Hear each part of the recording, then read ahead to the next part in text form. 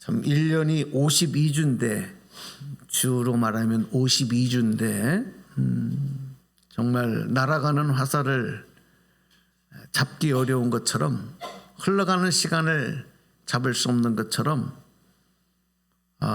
어느덧 우리가 이제 2025년에 마지막 마침표를 찍을 날을 며칠 남겨놓지 않았습니다. 오늘 25년 송년주를 맞아서 우리가 올 한 해를 정리하고 또 새해를 소망으로 시작함에 있어서 기준이 있어야 되잖아요. 무엇을 기준으로 정리하고 무엇을 기준으로 시작할 것이냐. 그 기준이 여러분 하나님의 말씀이 되시기를 주님의 이름으로 축원합니다. 예. 이 세상은 우리의 인생은 하나님께로 더 가까이 가도록 우리를 촉구하지 않고 그 반대입니다. 자꾸 많은 일들이 벌어져서 많은 일이 생겨서 많은 사정들이 생기면서 하나님께로 가까이 가는 것이 아닌 점점 멀어지게 마음이 점점 닫혀지게 그렇게 만들어요. 그러므로 이걸 싸워야 돼요. 이겨야 돼요. 신앙생활은 결국 싸움이에요. 이겨나가는 거예요.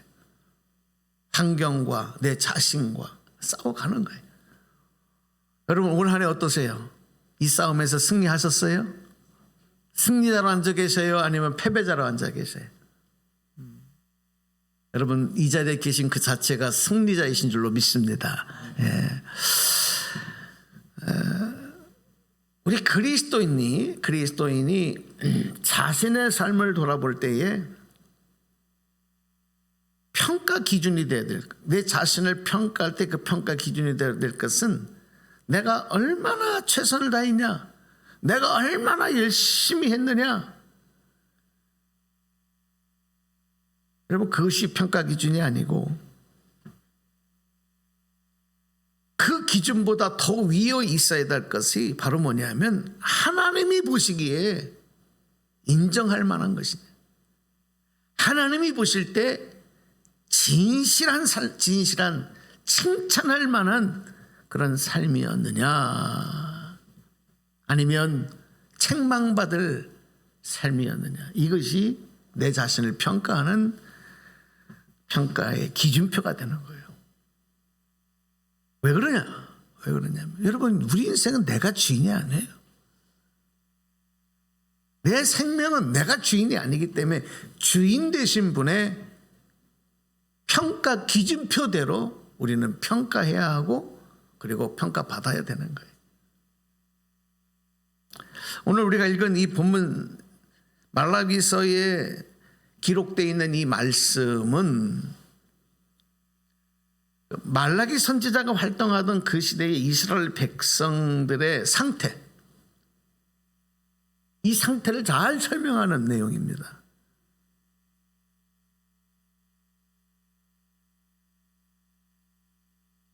그들은 자신들이 겪는 불행과 그리고 실패의 원인을 하나님께 돌려요. 하나님께. 그리고 불평을 늘어놔요.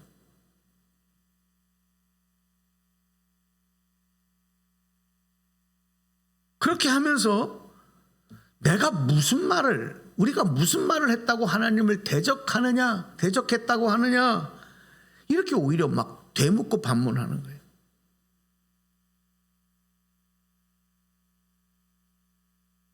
또 그들이 이렇게 말합니다. 하나님을 섬기는 일은 헛된 일이다.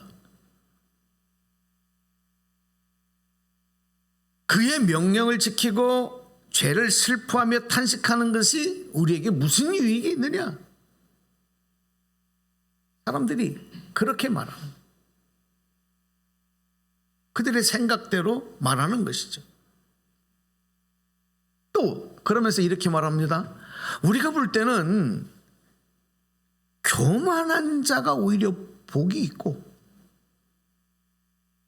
악한 일을 하는 자가 더 번성하고 우리가 하나님을 시험해도 벌을 받지 않고 화를 면한다. 그들이 막 그렇게 이야기하는 거예요. 이게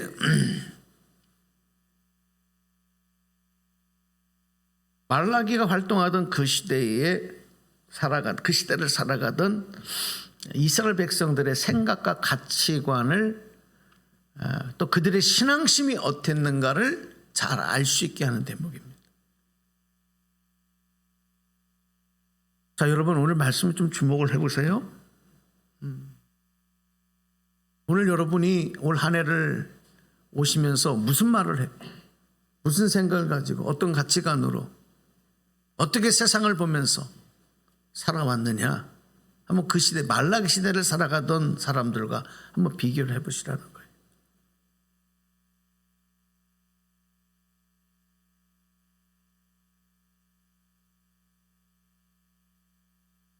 그들의 불평은 뭐냐면 세상에서 불의한 자가 복을 받고 선을 행하는 사람이 오히려 화를 당하는 것, 이런 일들이 세상에 나타나는 것은 하나님이 공의롭게 판단하지 않으셨기 때문이다. 하나님이 공의로 통치하고 다스리지 않았기 때문이다. 이렇게 하나님께 다 책임을 돌려드려요. 그리고 불평해요. 그런데 여러분, 이게 전부가 아니고 또 그 시대를 살아가던 사람들 중에서 같은 시대를 살아가면서도 이스라엘 백성 중에서 여호와를 경외하는 사람들이 서로 주고받는 이야기들을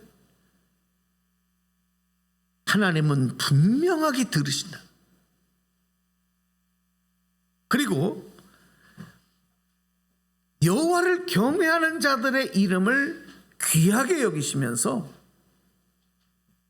그 사람들의 이름을 여호와 앞에 있는 기념책에 기록하셨다. 할렐루야. 오늘 이 말씀을 말라기 선지자는 기록하고 있는 거예요. 자, 여러분, 오늘 우리에게 정말 소망이 되는, 붙잡아야 될 말씀이 어떤 말씀인가? 한번 성경을 한번 다시 보실까요? 오늘 16절, 본문 16절 말씀이에요. 자, 말씀 집중해 주세요. 자, 말씀 집중해 주세요. 같이 한번 읽습니다. 시작. 그 이름을 존중히, 다시, 그때의 여호와를, 말라기 3장 16절. 자, 그 뒤에 부분만 읽겠습니다. 시작. 다시 시작. 그때에 여호와를 경외하는 자들이 피차에 말하매 여호와께서 그것을 분명히 들으시고 여호와를 경외하는 자와 그 이름을 존중히 여기는 자를 위하여 여호와 앞에 있는 기념책에 기록하셨느니라. 아멘. 여러분, 이 말씀은 우리 그리스도인들이 붙잡아야 될 소망의 말씀이 되어야 될 줄로 믿습니다. 할렐루야. 그렇게 되시기 바랍니다.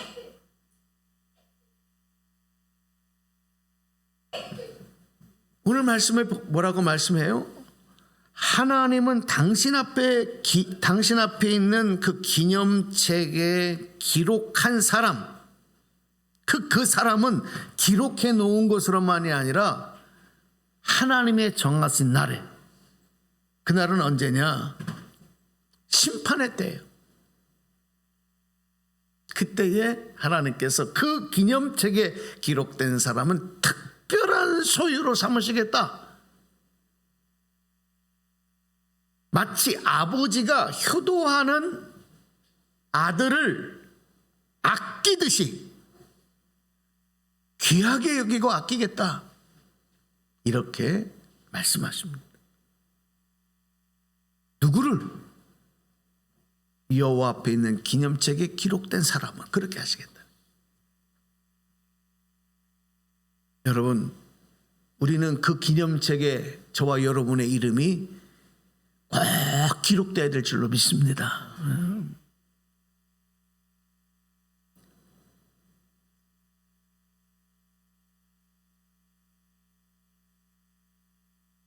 하나님이 정한 날이 되면요, 그때가 되면요, 너희는 의로운 자와 악한 자의 차이를 알게 될 것이다. 지금은 가라지와 알곡과 가라지가 다 섞여 있으니까 누가 진짜인지를 몰라요. 그냥 진짜인 척하고 흉내내면 아, 진짜인가 보다. 이렇게 사람들은 속아 넘어가지만 그때가 되면 분명하게 알게 될 거라, 그 차이를. 하나님을 섬기는 자와 섬기지 않는 자의 차이를 분명하게 보게 될 것이다. 이렇게 말씀하고 있습니다. 자, 이 말씀이 오늘 18절에 기록이 돼요. 오늘 하나님의 말씀입니다. 자, 하나님 말씀 소리내서 읽으시겠습니다. 시작. 그때에 너희가 돌아와서 의인과 악인을 분별하고 하나님을 섬기는 자와 섬기지 아니하는 자들을 분별하리라. 분명하게 구별한다. 드러난다는 거예요.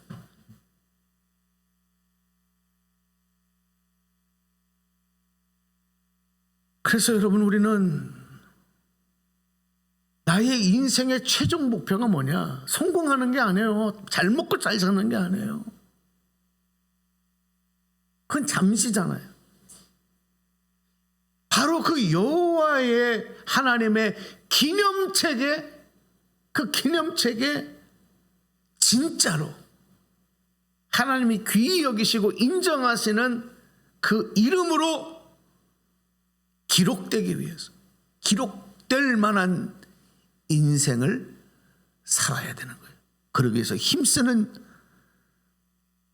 노력과 다짐이 우리에게 있어야 되죠.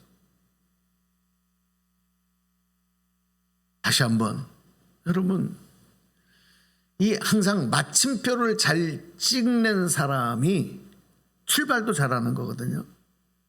어떤 사람은 흐리멍텅한 사람이 있어요. 뭔가 일을 시작했는데 마침표를 제대로 안 찍어요. 그냥 계속 그 일만 시작해. 마침표를 정확하게 못 찍어. 아무것도 아닌 인생이 되거든. 인생도 똑같습니다. 내 삶의 한 해를 결산하고 정리하는 이 시즌에, 이 시기에 우리가 내 자신을 돌아보는 그런 기회로 삼지 못한다고 한다. 어떻게 여러분 우리가 마침표와 새로운 출발을 할 수가 있겠습니까? 그러니까 오늘 우리 송년 예배를 드리면서 우리 다시 한번 올 한 해를 돌아봐야 돼요. 지난 52주 동안 예배를 드리는 예배의 삶, 진정한 예배자로 하나님 앞에 쓰임 받았나? 또 우리가 셀 수 없이 무수하게 내뱉은 말들, 언어들, 그 말이 또 우리의 뇌를 통해서 수없이 회전되었던 생각들이, 또 행동들이, 또 하나님을 향한 믿음이 과연 이 기념책에 기록될 만한 것들이었는가? 죄송합니다. 그 기념책에 기록될 만한 것이 아니었다면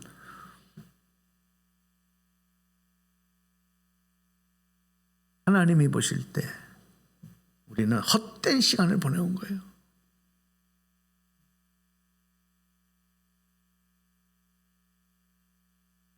하나님의 때에 심판의 주로 임하신 그날에 하나님은 이 기념책을 우리 앞에 펼치십니다. 그리고 거기에 기록된 대로 구원받을 자와 상받을 자, 심판받을 자와 벌받을 자를 분명하게 구별하시고 그 차이가 어떤 것이냐 하는 것을 우리 앞에 드러 나타내 보이신다. 여러분, 이렇게 성경이 말씀하는데도 우리는 그날을 준비하지 않아요. 대충 가는 거예요.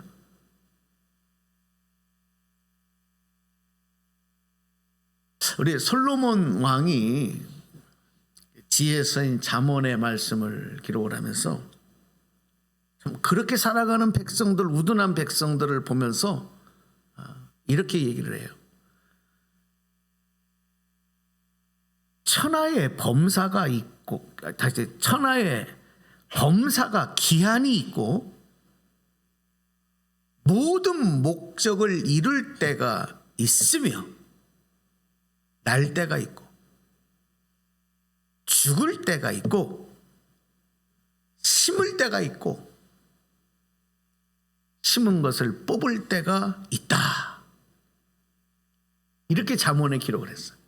이 말은 뭐냐면 사람들이 오늘이 오늘이고 내일이 내일이고 내일도 오늘 같고 어제도 오늘 같고 시간의 정확한 영적인 의미를 모르고 살아간다는 거예요. 마치 하루살이처럼 오늘 하루 만족하면 됐지. 그 시대 사람들도 그렇게 살아간 거고 오늘 시대도 마찬가지인 거예요. 그래서 히브리서 기자는 또 히브리서 말씀에 분명하게 또 이렇게 기록하고 우리에게 증거합니다. 히브리서 말씀 올려주실까요? 9장 27절이에요. 시작. 한 번 죽는 것은 사람에게 정하신 것이요 그 후에는 심판이 있으리니. 죽음이 나하고는 상관없는 일로 여기는 사람들에게 모든 사람은 한 번 죽는 게 정하신 거다. 생명의 주인 하나님이 정하셨다. 사람이 죽는 것은 정해진 일이고 그 후에는 뭐냐? 심판이 따른다. 죽는 것으로 모든 게 끝난다면 괴롭고 힘들면 죽어버리면 되잖아요. 다 끝나잖아. 모르잖아. 안 그렇습니까? 그래서 실제로 죽는 사람들 많아요. 영적으로 무지한 거죠. 그렇게 육체적으로 죽으면 끝나는 것이 전부가 아니고 마지막이 아니고 성경은 그 후에는 뭐가 있다고요? 그 후에는 뭐가 있다고요? 심판이. 이 심판은 어떻게 할 거예요? 그 후에 심판은 어떻게 할 거냐고.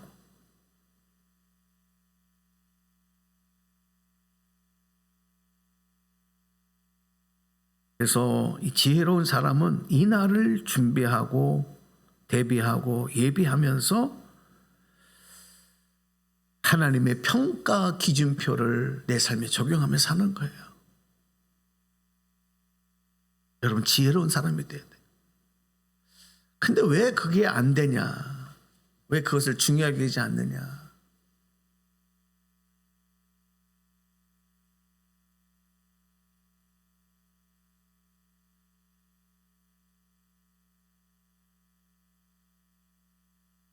문제는 그날이 언제인지를 알 수 없기 때문에, 하나님의 정한 때 그날을 우리는 알 수 없기 때문에 그래요.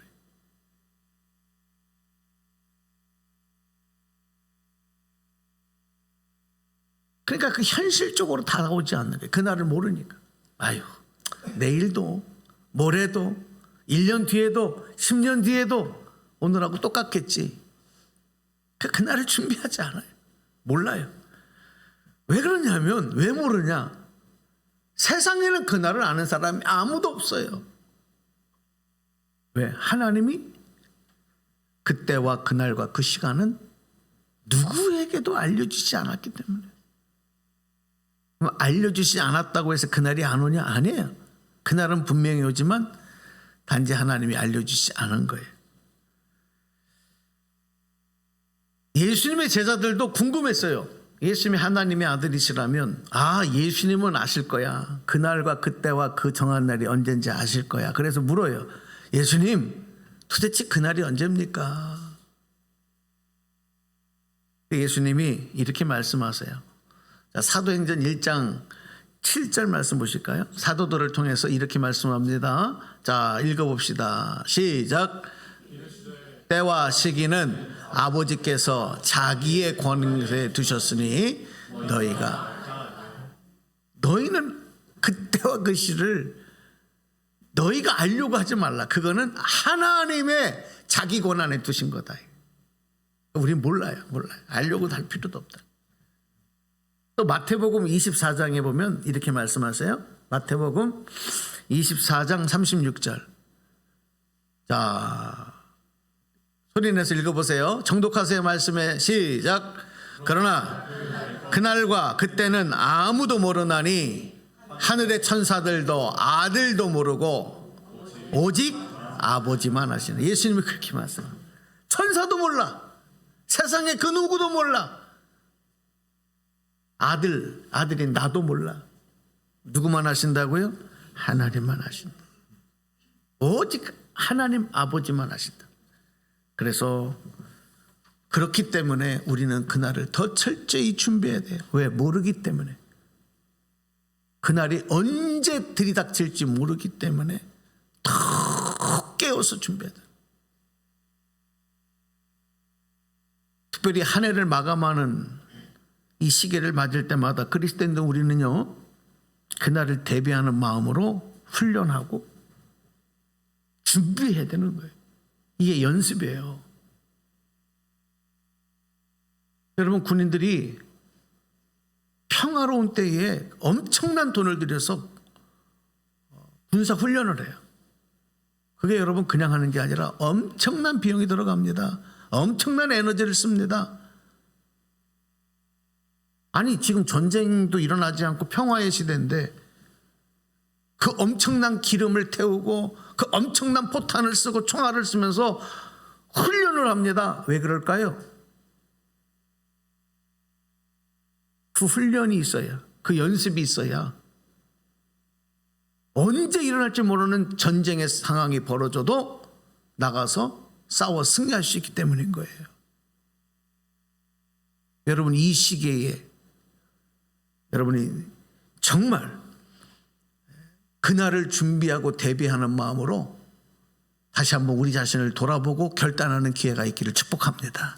그래서 그렇게 살아가고 날마다 그렇게 대비하는, 연말에만 그렇게 하는 것이 아니라 날마다 그렇게 자기 자신을 준비하고 하나님의 평가표에 맞추며 그렇게 대비하는 신앙을 가리켜서 뭐라고 부르느냐? 한번 다 소리내서 따라서 합시다. 종말론적 신앙. 시작. 종말론적 신앙. 우리 종말론적 신앙 그러면 옛날에 무슨 다미성교인이 종말론자들이, 이단들이 막 얘기했던 그것만 생각해서 이건 이단 아니야? 교회에서는 이 말 하면 안 되는 거 아니야? 아니에요. 그들이 잘못 사용한 거지.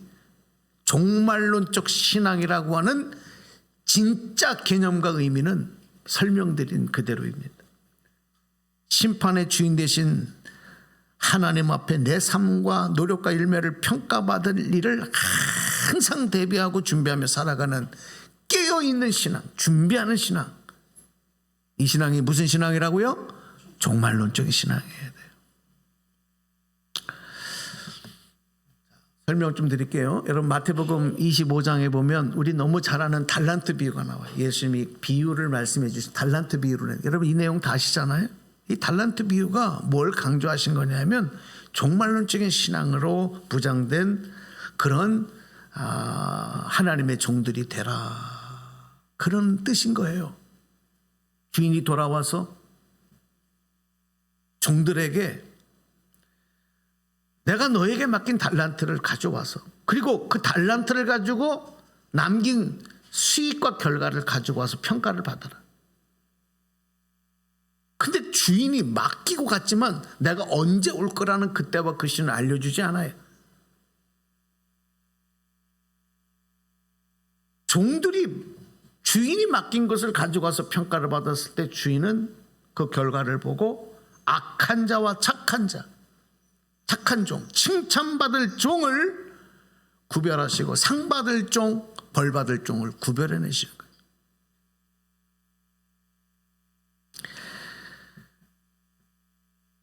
어떤 종들이 주인에게 칭찬을 받고 상을 받았습니까? 주인이 언제일 줄 모르지만 내일이라도 당장 오실 수 있다는 생각을 가지고 하루하루 최선을 다해서 주인의 명령에 순종하면서 맡긴 것을 가지고 열심히 더 많은 것을 남기기 위해서 애쓴 종들. 그 종들은 칭찬을 받고 인정받고 상을 받았어요. 그런데 한 달란트 받았던 종은 주인이 언제 올지 모르니까 그것을 가지고 땅에 묻어놨어요.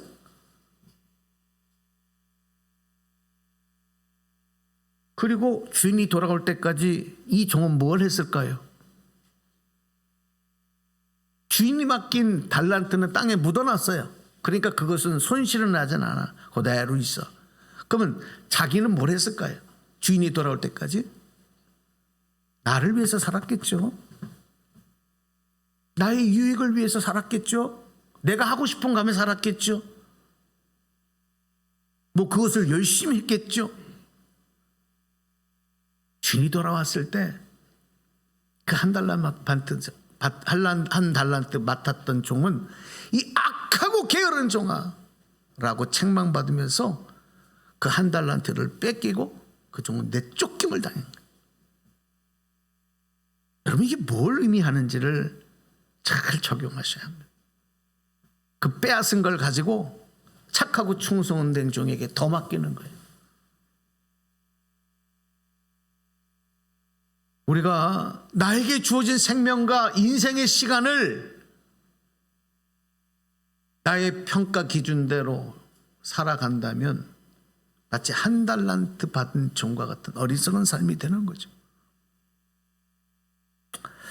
다시 한번 말씀드립니다. 내 인생과 내 생명은 내가 주인이 아닙니다. 내가 하고 싶은 대로, 내가 이루고 싶은 대로, 내가 원하는 대로 사는 인생이 아니에요.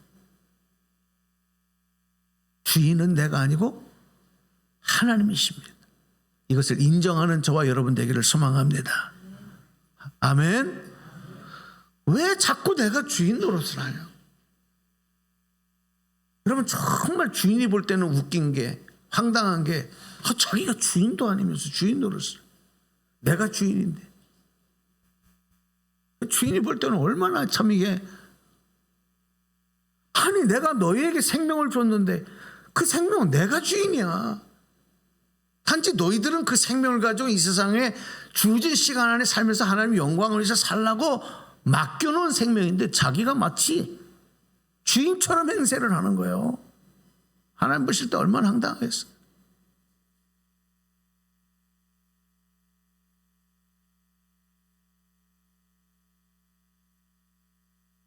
많은 사람들이 인생의 목적이 뭐냐 이렇게 물으면 행복이라고 얘기해요. 맞는 얘기 같죠? 여러분의 인생의 목적은 뭐예요? 왜 돈 벌고, 왜 나가서 일하고, 왜 가정을 꾸리고, 왜 그렇게 열심히 살아가세요? 네? 행복하기 위한 거 아니에요? 더 행복하기 위해서? 이게 틀린 얘기가 아닌 것 같은데 틀린 얘기예요.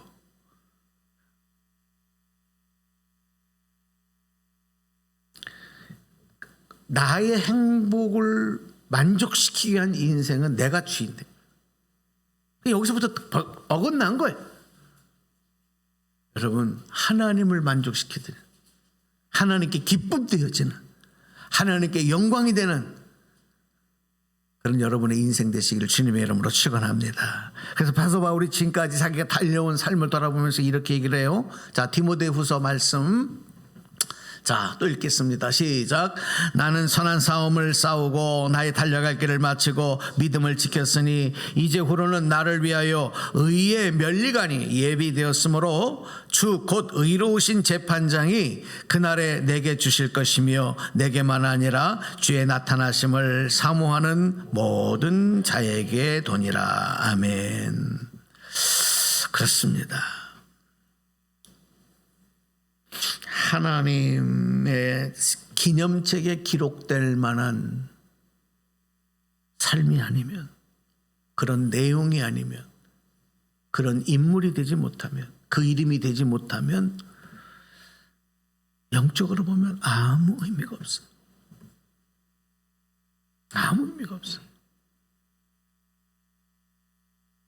이렇게 말씀을 드려도 별로 감각이 없는 거죠. 어떻게 할 수 없지. 그렇지 않습니다. 너무너무 중요한 얘기예요. 그래서 이렇게 강조하고 있는 거예요. 지금 이것을 깨달을 시즌이잖아요. 때잖아요. 반드시 우리의 관심은 나의 행복이 아니고, 내 삶의 기준은 나의 만족이 아니고 하나님의 평가, 하나님의 인정하심에 합당한 모습이 되야 될 줄로 믿습니다. 그게 여러분 우리 마음에 새겨져야 돼요. 솔로몬은 이런 것을 진정한 지혜라고 얘기했습니다. 그리고 그것이 가장 귀하고 복된 거라고 지혜의 왕인 솔로몬도 이야기했어요.